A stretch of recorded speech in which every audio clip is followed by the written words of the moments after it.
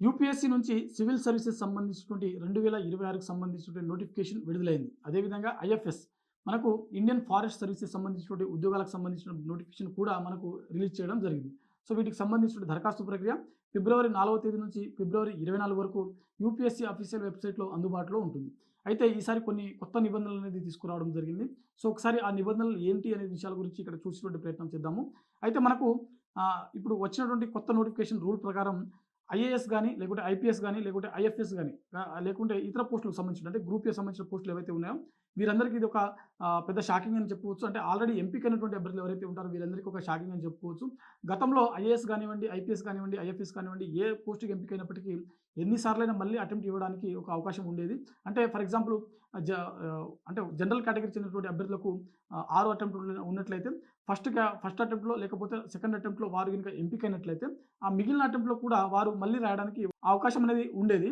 కానీ ఈసారి మాత్రం ఆల్రెడీ ఒకసారి పోస్ట్‌లకు ఎంపికైనట్లయితే మళ్ళీ తిరిగి రాయడానికి అర్హత అనేది ఇక్కడ కొంతవరకు నిబంధనలు చేంజ్ చేయడం జరిగింది. సో, ఇందులో మనం ఒకసారి చూసినట్లయితే ఐఏఎస్ కానివ్వండి, లేకపోతే ఐఎఫ్ఎస్ కానివ్వండి, ఈ ఇద్దరు అధికారులు ఎవరైతే ఉంటారో వీరు గనుక ఆల్రెడీ ఎంపికైనట్లయితే మళ్ళీ రాయడానికి వీరికి అర్హత అనేది ఉండదు.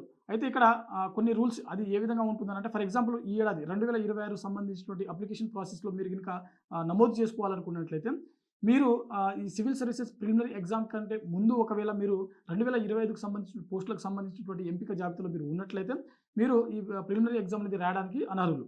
ఒకవేళ గనుక మీరు ఆ ప్రిలిమినరీ ఎగ్జామ్ అయిపోయిన తర్వాత అంటే ఐఏఎస్, ఐపీఎస్ సంబంధించినటువంటి అధికారులు ప్రిలిమినరీ ఎగ్జామ్ అయిపోయిన తర్వాత మీకు 2025కి సంబంధించినటువంటి ఎంపిక జాబితాలో మీరు ఎంపికైనట్లయితే అప్పుడు ఆ ప్రిలిమినరీ ఎగ్జామ్ తోటే మీకు అక్కడ 2026కి సంబంధించినటువంటి రిక్రూట్‌మెంట్ ప్రాసెస్‌లో మీకు అక్కడి వరకే మీ యొక్క అర్హత ఉంటుంది. ఆ తర్వాత 2026కి సంబంధించినటువంటి మెయిన్స్ ఎగ్జామ్స్ రాయడానికి మీకు అర్హత ఉండదు.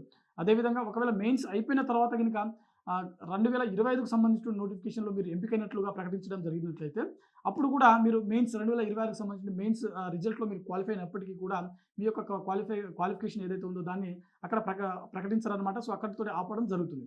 సో, ఓవరాల్‌గా ఏందనంటే ముందు సంవత్సరంలో ఎంపికైనటువంటి అభ్యర్థులు ఎవరైతే ఉంటారో ఈ ఏడాది 2026 సంబంధించినటువంటి సివిల్ సర్వీసెస్ సంబంధించినటువంటి ఈ మెయిన్స్ కానివ్వండి, లేకపోతే తుది ఎంపికకు సంబంధించినవి కానివ్వండి, దాంట్లో తిరిగి మళ్ళీ వారి యొక్క పేర్లు రావడానికి అవకాశం ఉండదు అని చెప్పి చాలా స్పష్టంగా యూపీఎస్సీ అనేది ప్రకటించడం జరిగింది. అయితే మనకు రిజల్ట్స్ వచ్చేసరికి మార్చి, ఏప్రిల్‌లో వస్తుంది కదా! సో, కొంతవరకు మనకు బ్యాక్‌లాగ్ పోస్టులు అంటే కొన్ని పోస్టులు అనేది ఇక్కడ రిజర్వ్‌లో ఉంచేటువంటి అవకాశం ఉంటది. సో, వాటికి సంబంధించినటువంటి ఎంపిక జాబితా అనేది తర్వాత మనకు జూన్, జూలై ఆర్ ఆగస్ట్‌లో కూడా ప్రకటించినటువంటి సందర్భాలు చాలా వరకు మనకు జరిగాయి. ఒకవేళ మీరు అప్పుడు కూడా ఎంపిక గనుక అయినట్లయితే వాటికి సంబంధించినటువంటి ఈ నిబంధనలనేది వర్తిస్తుందని చెప్పి ఇక్కడ చాలా స్పష్టంగా యూపీఎస్సీ అనేది ప్రకటించడం జరిగింది.